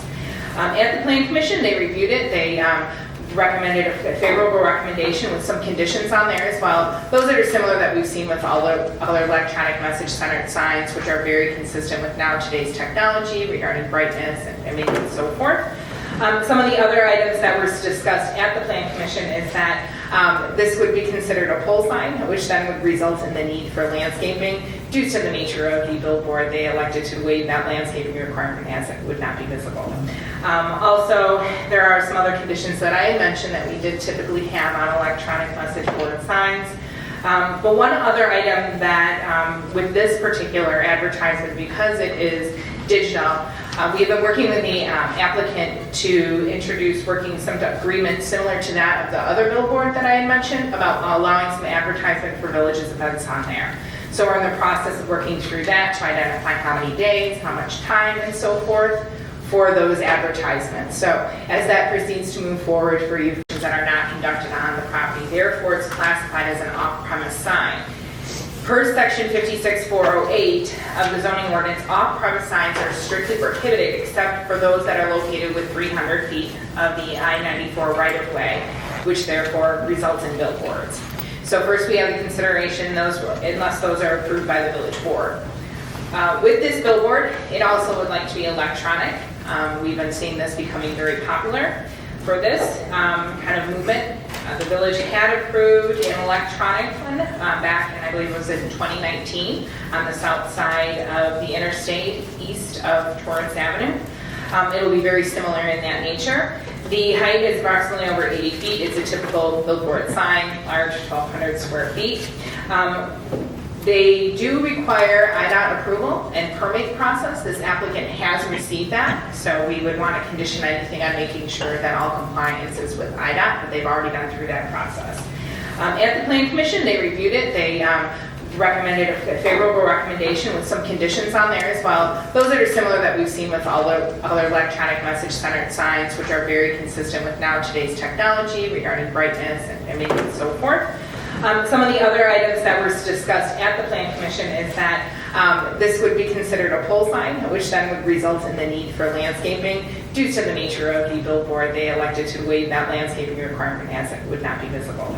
Also, there are some other conditions that I had mentioned that we did typically have on electronic message board signs.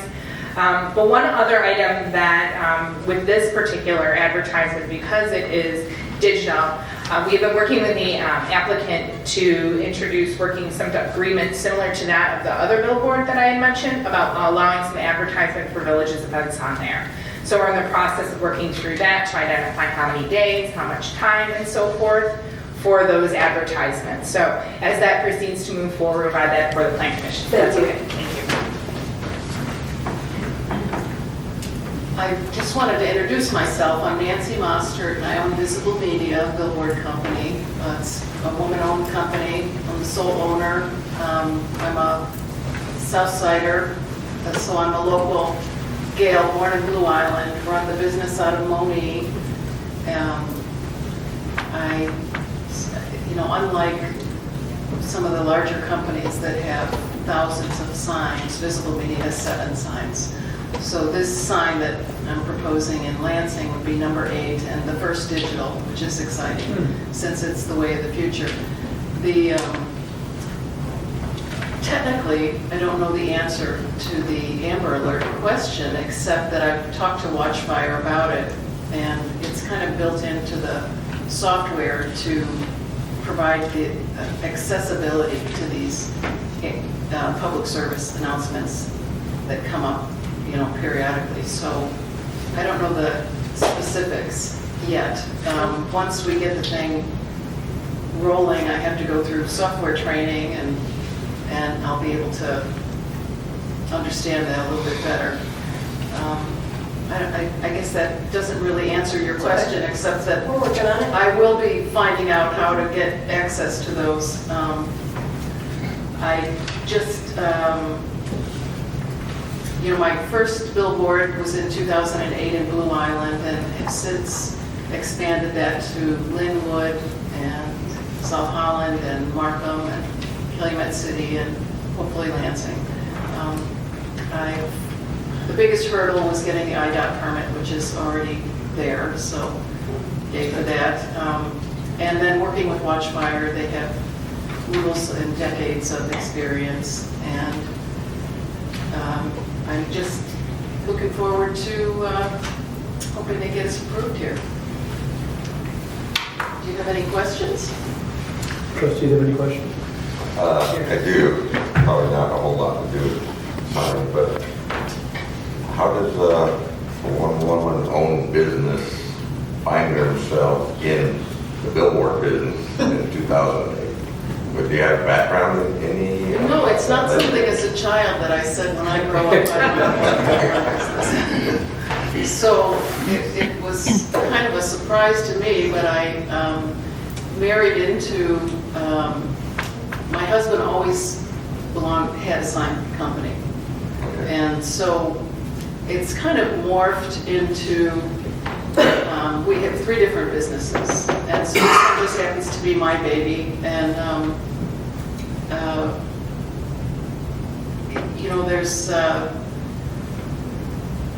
there's good reasons for having separate businesses for liability reasons. So that's one reason. And it turns out to be a really flexible thing for me. Because it's small, I can still have a large personal life and manage the business from home. So it works out really nicely. Gotcha.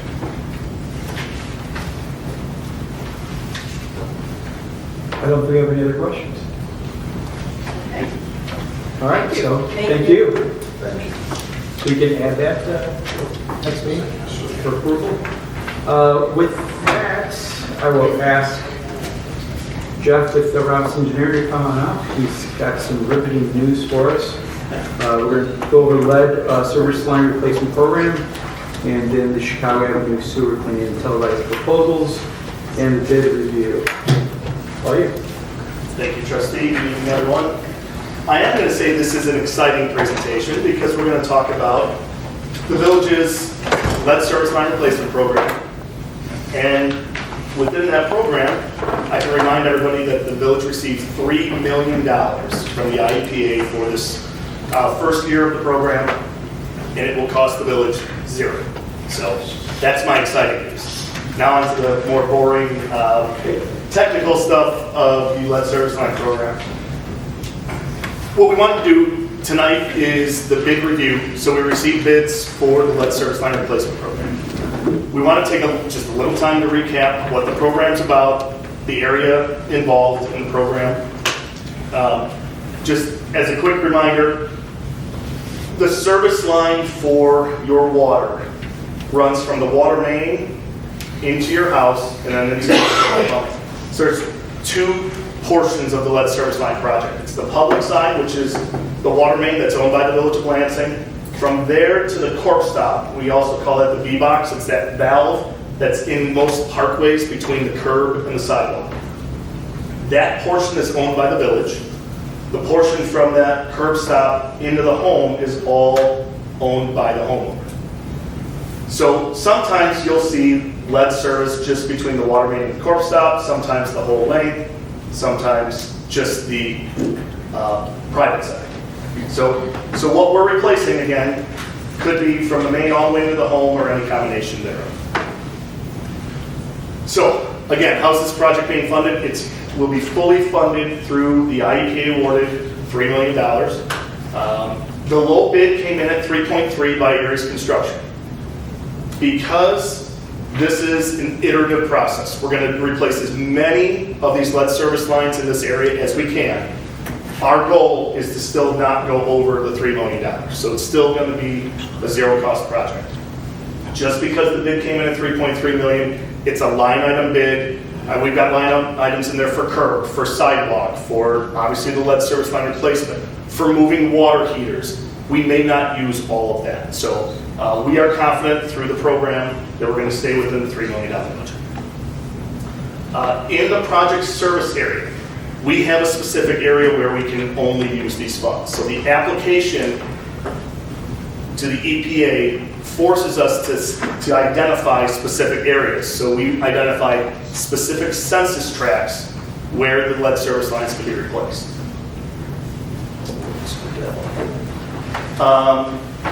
So our area that we chose, again, a lot of criteria in the scoring. The IEPA has a scoring mechanism to hand out the money. We identified this census tract here, bound by 170th Street to the north, Bernice Road to the south, Oakwood on the west, and Burnham on the east. This gave us the best opportunity to receive the funds. We put in the application. We were awarded $3 million. So through, I know Ms. Donna is doing tireless effort to get people signed up. If you can imagine, the program requires the contractor to get inside of every single home, to do an evaluation, see where the lead service line comes into the home, how does it connect to the meter, take photos, draw sketches.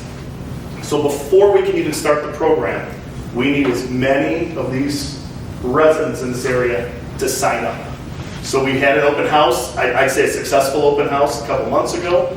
I think we had 30 to 40 of our 300 residents that we reached out to showed up. We got them all signed up, so they are ready to start the process. So Again, some are going to have partial replacements, some are going to have full replacements.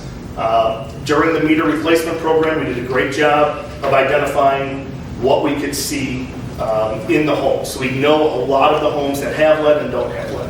So we identified over 200 already we know do not have lead in this area.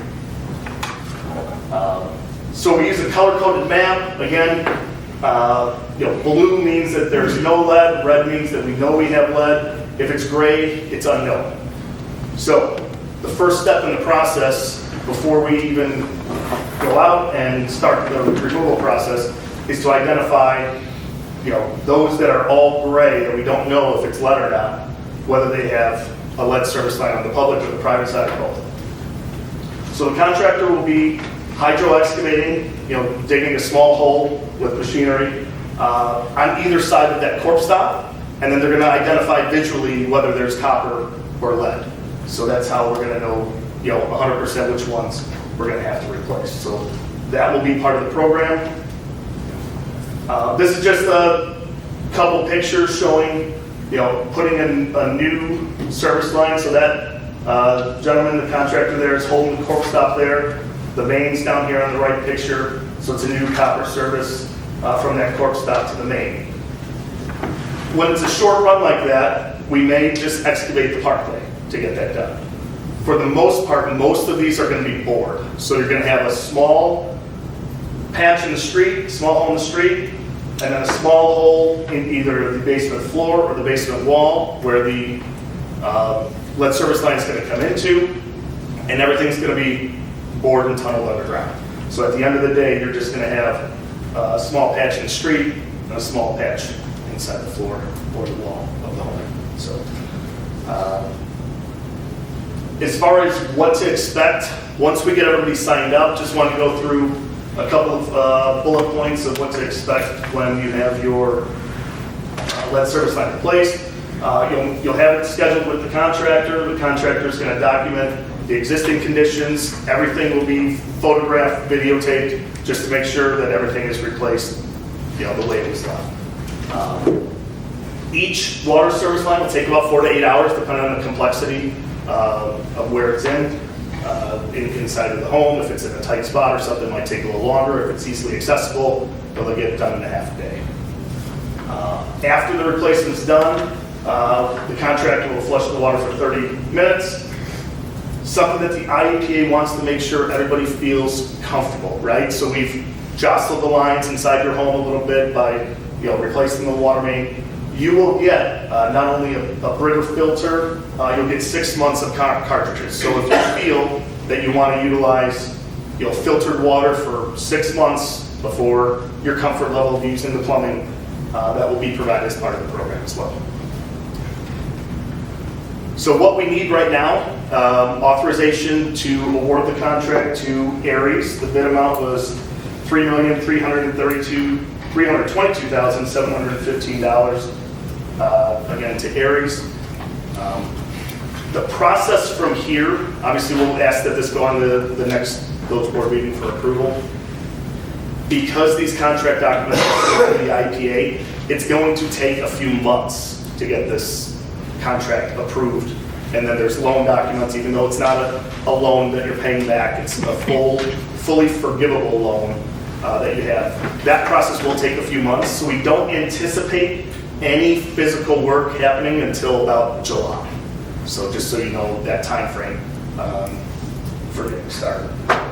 Again, we need as many residents to sign up as possible. Ms. Donna will be contacting every resident in any form, fashion, letters, social media, what have you. We're asking everybody to sign up. They can go to the website, gettheleadoutil.com. It's a website we created for all of our communities. They can sign up online, sign up through the village, call us directly, however it's easiest for them to get signed up. Jeff, on the 300 residents, what are you thinking? A year to replace those? You're exactly right. The contractor has 365 days from the notice to proceed to get this done. Yeah. And what we're seeing though, you'll have those first couple months of that year be just getting people signed up, getting them scheduled, doing the inspections inside the home, that's going to take 3 to 4 months. So the actual physical construction might not happen until 4 or 5 months into that 1 year period. And then it's really up to the contractor to dedicate as many crews as necessary to get the 300 services done and the rest remaining of that time of the year. You really can't do it in the winter, right? You can. Yeah, you can. The restoration, obviously, in the street, we'd love for it to be, asphalt, not cold patch, and then have to come back and redo it. But the plan would still be to get as many of these done as we can and work through whatever possible. Because a lot of it's board. On that one graphic you were showing, like a half circle of red, meaning Yes. that the lead was from the big box to the home, right?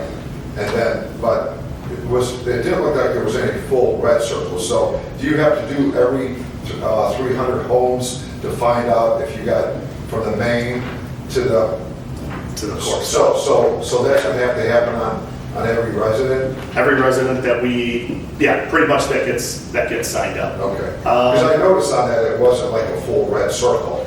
No, we have data on the private side because of the meter replacement program. We don't have data on the public side. That's where we have to hydro-excavate. The IEK does allow us to use some predictive modeling. So if 90% of those on the block are not lead, we can use that data to say, okay, we don't have to hydro-excavate the last 2 houses to confirm that. I would say it's in our best interest to have eyes on all of them. We're getting 100% funding. Let's make sure we get all of these in this area done 100%, and then we can move on to the next areas. 2 questions, Jeff. What if a resident refuses? We have to make a note of that. They will be notified that it will actually be placed, I don't know how exactly, but it'll be noted at all times if they try to sell their property, they have to fully disclose that it's then not replaced. So it could impact a future sale of the property. So it's almost like a lien on the property. It'll stick with you for eternity until it gets replaced. And then bid bond means that this price is guaranteed through the bond? Yeah, all of our contracts require either a check or a bid bond. Nobody really uses checks anymore. They have to provide a bid bond of 10% of that amount with their bid. That way, if we go through this whole process to award them the contract, and then for some reason they back out, the village can utilize that 10% for their trouble. But I've never seen it happen in 20 plus years. Thank you. You're welcome. Again, how many homes do we think were at Lansing? Was it 4,000 or 7,000? With lead, we're at 2,500, we believe. Yeah. So, the village has to start replacing these starting in 2027. Right. So the good thing is, getting this money, we are now ahead of the game. We have the EPA picked 17 years. I don't know why 17 years to get through all of the lead service line replacement. Our hope is that we will continue to get money year after year. That's what I was going to ask you. Yes. It looks like possibly we would be able to get more money in the next year. Yes, so we will be putting an application in actually by the end of this month. By March 31st, the applications are due. We're actually going to, the EPA is allowing more than 1 application. So we're going to put 2 applications in. Our focus, we're actually going to apply again for this census tract. We know it's scored well, and we know we're not going to be able to get all of them done with this $3 million in this area. We'll get most of them done, but not all of them. So we're going to apply for this census tract and then a neighboring census tract that also meets a lot of the criteria, the scoring criteria that we feel puts the village in the best position to get funding. So by the end of this month, we will be putting in 2 more applications. So by August, we'll know if we have gotten another round of funding. So are we hoping like on an average within 9 years to get them all replaced, even though they're saying that we got 17 years? Because at 3 times 9, it would be 2,700. If we get the money year over year. I equate it kind of to the CDBG program though. I mean, there could be years that times that we get it 3 years in a row and then a year off or 2 years off. It's really dependent on the scoring criteria. So we may have some census tracts that don't score well with the EPA's modeling. I'll tell you though, the goalposts move every year. The scoring criteria moves every year. So we try and do our best to figure out how Lansing will score best and put the application in. There's some communities though with this round of funding, they're going to be done. So we'll start competing against ourselves with multiple applications. because we're a larger community with a lot of lead service lines, some of the other communities are going to be 1 or 2 years and done, where we're going to need a multi-year approach. So we're going to keep applying. Further ahead because of the meter inventory. I think that helped. It definitely helped. Anytime you could show the EPA that you're ahead and you've done your inventory. I know there was a deadline of this last year to provide your inventory. Some municipalities hadn't even started that, so it definitely shows, being proactive will help you with the application process. If you're outside this project area, if I remember right, when we replaced the meters, the homeowner's got a letter. I think mine was vague. I think it said you may have a lead line or you may not. It wasn't definitive. How does the homeowner outside this target area kind of know peace of mind why if they have a lead line or not, or how does it? Well, they can contact us so we can check our records. And then we could, we've been getting grants through the IPA, inventory grants, $40,000 to $50,000, where we can go and do that hydro excavation so we can learn more about the different subdivisions. We're trying to, sporadically go around town and identify, okay, this subdivision, we did 10 boring holes and 9 of them are non-lead, only 1 lead. We're trying to get a gauge that way. If they want to know specifically, we can use those finances to go outside of this area to do some hydro excavation on their line and return it. And at any time, if they're willing to let us into the home, we can do the visual inspection inside the home as well. And more likely too on the age of the home too, right? I'm thinking probably something back in the 70s, they probably used copper, like copper. That's the cutoff here. Anything after the 70s, we're confident that we don't have lead because those rules went into effect that lead was no longer utilized. But it is interesting, like in the 50s, you'll have some that have lead and some that don't in the same subdivision right next to each other. Really? So that because of that, we do have to get eyes on pretty much every single home. So like what about like Oakwood Estates? Would that probably not fall into the lead lines out That there? would be mostly Copper. They're like probably mostly copper, but I know that was, I think that was like 10 different phases. Oakwood Estates was phased construction over a long period of time. So are you just hoping to move from the north and then just go to the middle part of town and then go that way, or? It's really going to depend on what we feel, what area we can provide the best application for the village to get money. It's going to be a census tract by census tract, depending on what the EPA focuses on, whether it's low to moderate income, whether it's age of home, whether it's age of resident in the home. There's so many different factors, so what we want to do is take those factors, look at the demographics of each census tract, and apply for money at the census tract that gives us the best opportunity to get the money. So I don't think geographically we're looking at Lansing trying to move north to south, east to west. We're just going census tract by census tract, which gives you the best opportunity to get the money. One last question, I promise. On that rail, that does remove the lead, correct? It rids of all the particulates that get jostled in the lines. So you're removing the lead in total by removing the actual line. Right. But you'll have other particulates that get jostled. Just the water main itself. There's a buildup of calcium deposits and everything on the inside of that line. When you start replacing the service, some of those particulates, you're not going to be able to see them, can get into the new copper line. That's what we want to make sure that those Brita filters can filter out if someone feels that it's necessary. Thank you. You're welcome. Thank you, Jeff. So we'll add that to award the bid to heirs following meeting. Thank you, Jeff. You have one more item? I do have one more item. This one will be hopefully quicker. Chicago Avenue from 170th Street north to the sports complex. Right now we are in the process of a water main replacement project, and we have design plans close to being complete for the actual reconstruction of that road. I think in the near future we'll be meeting with all the property owners to just talk about driveways, whether they need them widened, shortened, things of that nature. So we're at the finish line of the design of the actual road. What we want to do though is we want to get eyes on the sewers that we're going to reuse. So we're not going to be replacing the sanitary sewer. We're not going to be replacing the mainline storm sewer. So what we want to do is get those clean and televised, so get eyes on them through cameras to see if there's any repairs needed before we start the construction process. The last thing we want to do is replace the whole road and then have a couple sections of sewer that needed to be replaced that we didn't look at. So we want to get eyes on those.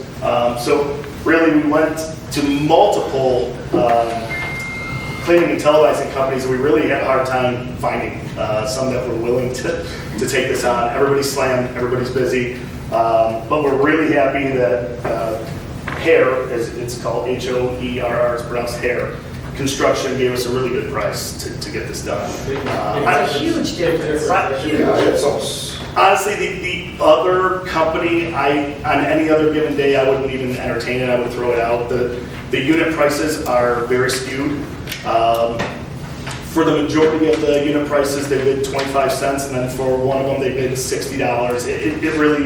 It would be something that I wouldn't even feel comfortable bringing to the board, even if they were low, which they're not even close. So, but I can tell you, we went out twice with this just to find this one contractor that was within reason. This is a very good price, so that's the good thing. And reliable company. Oh yes, yeah. We sought out these companies. We didn't. We waived the bid. We didn't go through the formal bid process. So we only went to companies that we felt that we worked with in the past and felt were reliable. Absolutely.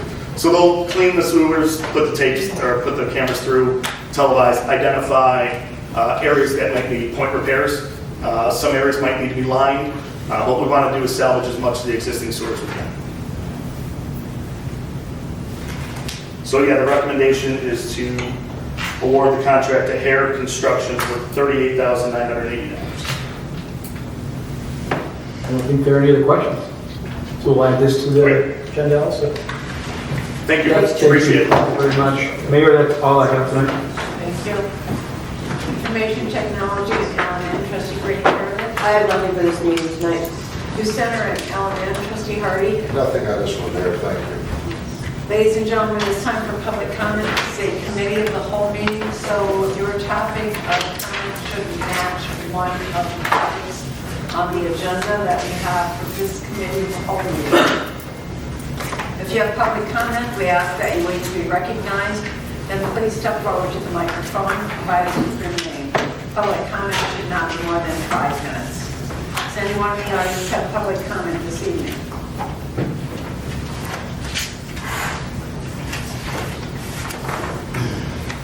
Thank you. Do the trustees have anything for old business? Do the trustees have anything for new business? I'll ask for a motion to adjourn to executive session to discuss matters pertaining to litigation. So, Second. Ask the village clerk, please call the roll. Trustee Hardy? Aye. Trustee Grady-Perovich? Aye. Trustee Valencia? Aye. Trustee Smith? Aye. Trustee Zeldenrust? Aye. 5 minutes, ready.